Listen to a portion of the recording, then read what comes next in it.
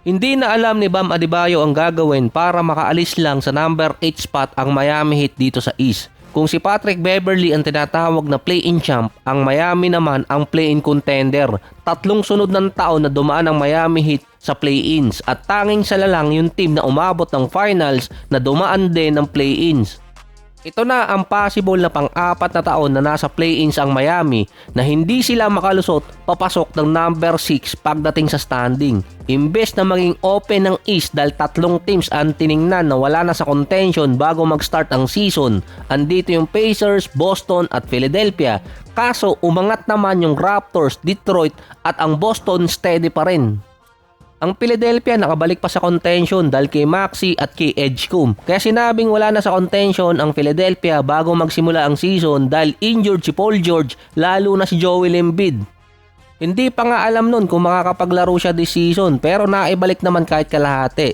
At kaya din palang buhatin ni Maxey at ng rookie na si Edgecombe yung Philadelphia. After din ang back-to-back na panalo ng Miami nang bumalik si Hero, back-to-back na talo naman ang inaabot nila. Isa pa doon kontra sa Milwaukee Bucks na humahabol pa ngayon.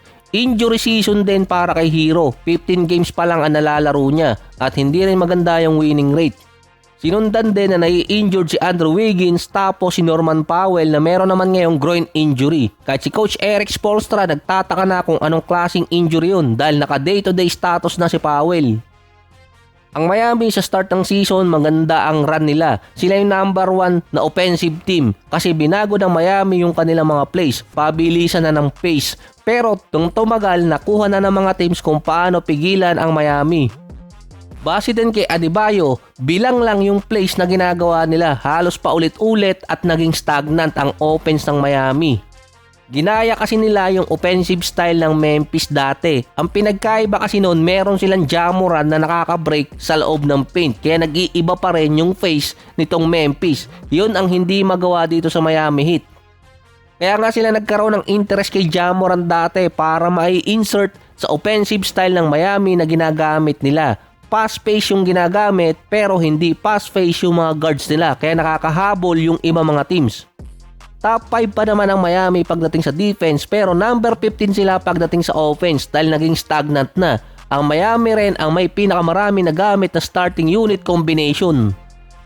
Nasa mahigit 20 na ang nagamit sa ngayon ng Miami dahil yun sa constant list ng mga player na nagkakaroon ng injuries at ang experiment ni Coach Erik Spoelstra na double big si Adebayo at si Kelly Oubre. Isa pa doon, hindi rin magamit ni Coach Erik Spoelstra ang kanilang advantage na double big dahil si Kelly Oubre ilang beses na niyang kino-call out dahil nga sa kanyang attitude at sa kanyang effort din sa game kapag nababawasan ng minutes.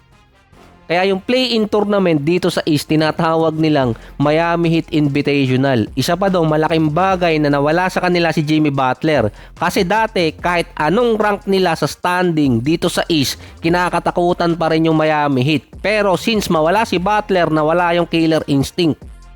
Ang kamukha naman ni Bam Adebayo na si Dwight Howard na huling nakapaglaro pa noong 2022 season, humihiling na makabalik ulit para sa kanyang farewell tour. Sinabi ni Howard na hindi pa naman talaga siya retire pero officially retire na siya sa listahan ng NBA dahil kasama na siya sa Hall of Fame bilang individual player at member din ng Dream Team.